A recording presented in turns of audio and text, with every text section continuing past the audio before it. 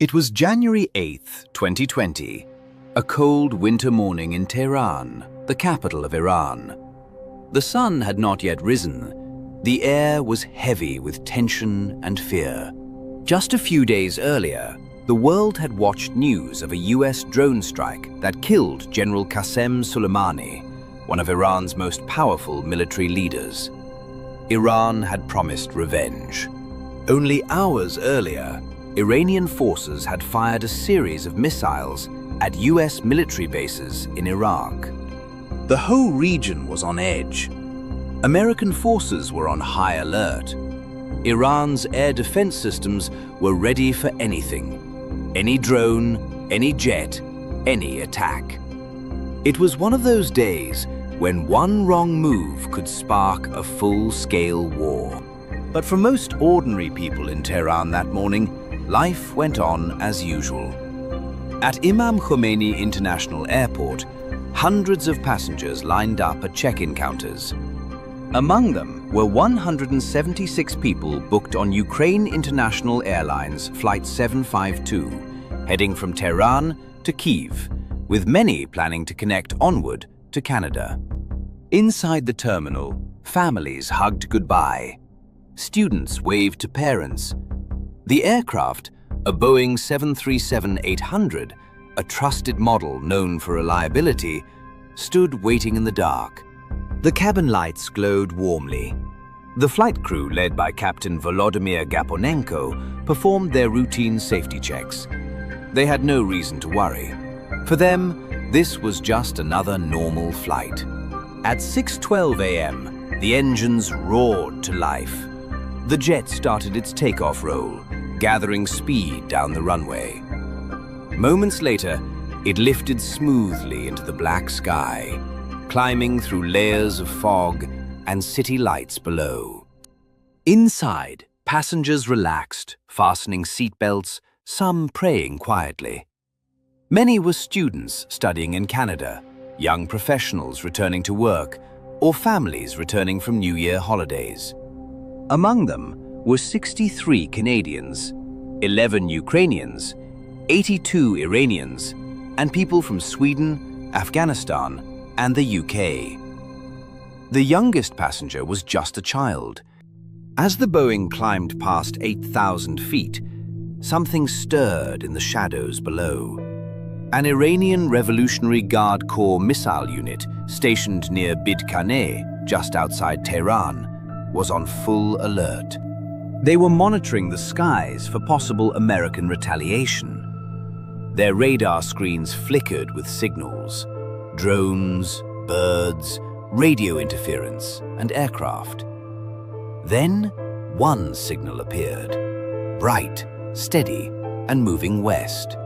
In a tense command post, an operator saw it and froze.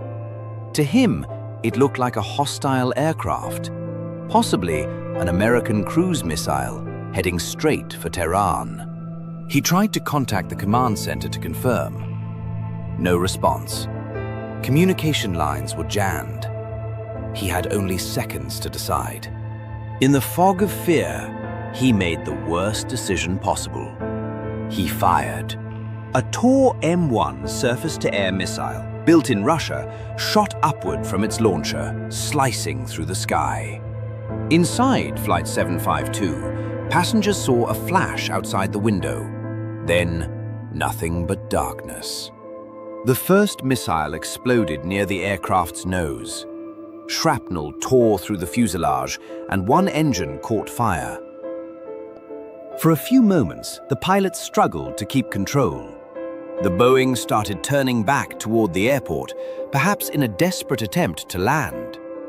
But before they could reach safety, a second missile hit. The jet burst into flames, broke apart mid-air, and crashed into a field near Parand, a suburb southwest of Tehran. Witnesses said the explosion lit up the early morning sky like a sunrise. Pieces of burning wreckage fell across houses, farms, and roads. The fire burned so fiercely that rescuers could not get close for hours. There were no survivors. All 176 people on board were killed instantly. The crash site was filled with horror. Charred passports, children's shoes, and the twisted metal remains of the aircraft scattered across the ground. Iranian authorities arrived within minutes, blocking access to the site. They said the plane had crashed because of a technical failure, maybe an engine fire.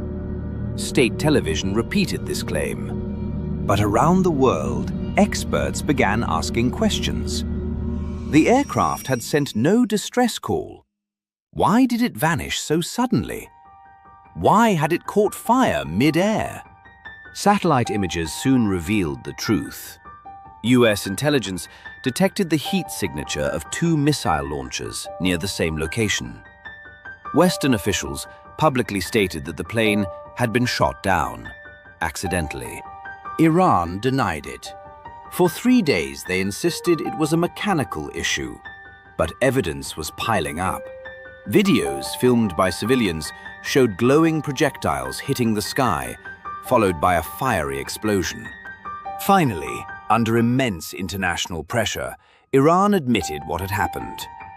On January 11, 2020, the Iranian military announced that its air defense forces had mistakenly shot down the Ukrainian passenger jet. The entire nation went silent. Even the soldiers who fired the missiles wept on television. They said they thought the aircraft was an American target. It was one of the worst military mistakes in modern aviation history. Across the world, families were shattered. In Canada, vigils were held in cities like Toronto and Vancouver. Photographs of smiling young students covered candlelit memorials. In Iran, thousands marched in the streets demanding accountability.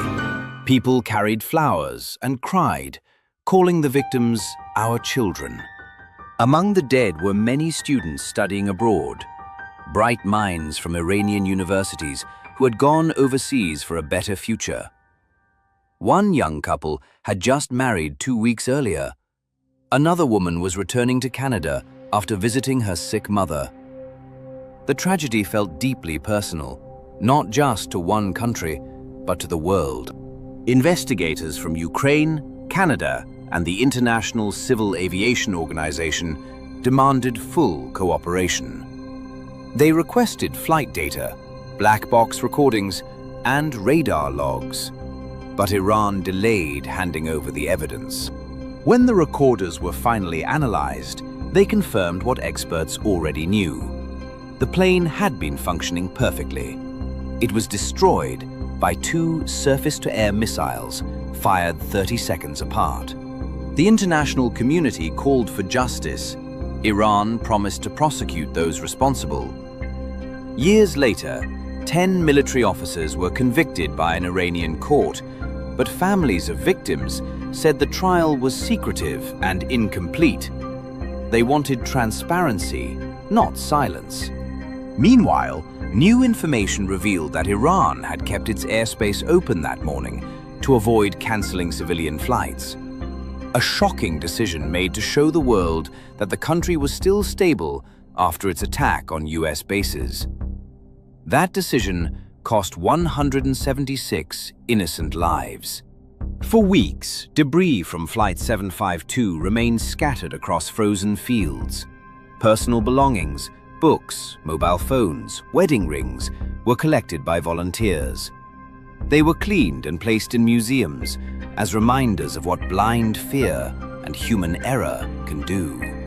In Kyiv, Ukraine, the coffins of the crew were received with military honors. Flags flew at half-mast in Canada and Europe, and at every memorial, one question echoed. Why were they still flying that morning? The story of Flight 752 is not just about a plane shot down. It is a story about misjudgment in moments of panic, about how fear in times of war destroys the innocent. It is a warning that even advanced weapons, when guided by fear, can make mistakes that cannot be undone. Today, every time conflict rises in the Middle East, Airlines remember what happened in Tehran that morning. They reroute flights, they wait longer, they close the skies. Because the memory of those 176 souls still flies with them. Flight 752 was supposed to reach Kiev in 4 hours. It never even made it out of Iran. It burned in the same sky that was supposed to protect it. A cruel reminder that when nations fight, even the heavens become dangerous. This video is created by Roy Sebastian for Air Tragedies. Stay tuned for more such videos. Thank you.